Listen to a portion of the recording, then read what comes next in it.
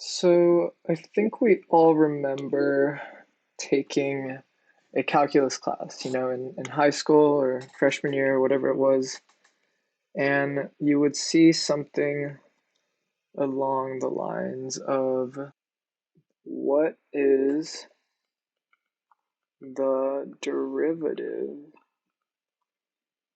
of f of x? And we can give f of x some value like it's only going to be one variable right now, so maybe 2x squared. So they're asking us to look for df of dx of f of x equals 2x squared. So I think any of us could really figure this out pretty simply, right? It's the product rule. Essentially, the product rule is the derivative of x to the n is going to become, we're going to bring the n up here, x, to the n minus 1, right? So if we implement that over here, we get that the derivative is going to be 4. We bring down the 2, multiply it by the constant in front, 4x, 2 minus 1 is 1, which is also equal to just 4x. Right, so it's pretty simple. If we were to graph it out and try to picture what it is that we're figuring out, this function will look something like this, because there's an x squared, and typically they would ask us to evaluate the derivative at some point, right? So at x equals 3, what is the derivative? And basically what we're trying to figure out is x is 3, go up here, and if we took a snapshot of what's happening, then what is the slope going to be if we just pause the function?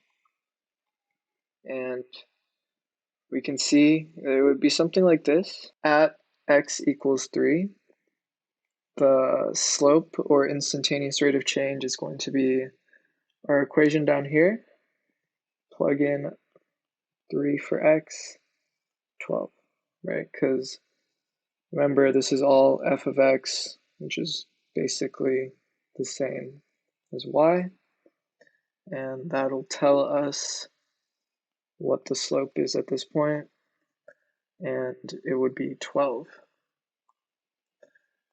So moving on, a lot of you will probably be taking a class called Multivariable Calculus. It basically looks a little bit more like this. So instead of it being f of x and that's it, we will see something like f of x comma y, and I'm going to use this equation that my friend Sal Khan used. So f of x and y is equal to x squared times y plus sine of y. So how would one go about finding the derivative of this dx y? Well, basically, in multivariable calculus, it's pretty much the same thing. All you really have to do is split it up. So you're going to write a fancy d. Oops, that is not fancy. So we have df over dx, and then we also have df over dy. And essentially, they call this the partial derivative because, well, you're finding the derivative of the two partials, right? And it is essentially the same in terms of us using the product rule. I'm going to go ahead and move this little down here. And basically what we can do is we're going to pretend this y is a constant, c. So, a constant, it can be basically any real number, right? And if we imagine that, for example, y is 2, such as 2, then all of a sudden this would look like, I'm going to erase this first. But the first half of this equation right here would look like x squared times 2, which is the same as 2x squared. And of course, that is the same as that from before.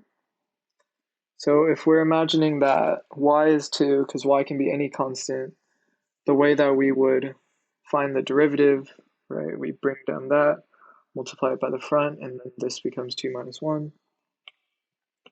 But since we're working with y, we're just going to use y instead, and it's going to be 2. I'm going to put y in the front, just so it's easier to understand. We're bringing down the 2 from up here, and x is going to be 2 to the x to the power of 2 minus 1, which is x, just x on its own. And since y over here is a constant, sine of a constant is just going to be a constant, and the derivative of a constant is 0. So this is going to be our partial derivative for x. To find the partial derivative for y, it's the same process basically, except this time x is going to be the constant.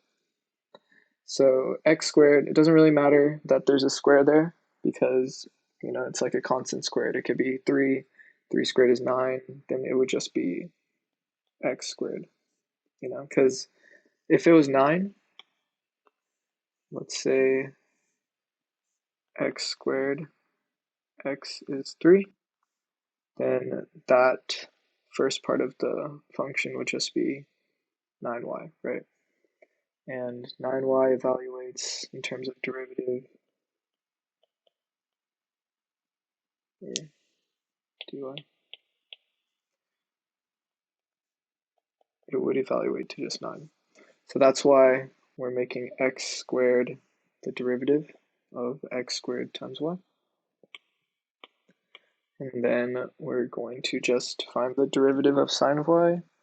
So the derivative of sine is going to be positive cosine.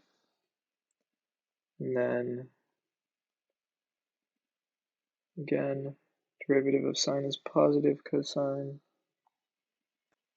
And there you go. Those are the two partial derivatives we got. I'm going to go ahead and clean this up a little bit. The conclusion, or what we really should remember, is that when we're finding the partial derivatives, all you really have to do is, well, when you're finding it for one variable, keep the other variables as constants, and basically use all the rules that we learned in single variable calculus. They're all gonna transfer through most of the time, at least. And yeah, that's a really basic introduction to partial derivatives in multivariable calculus.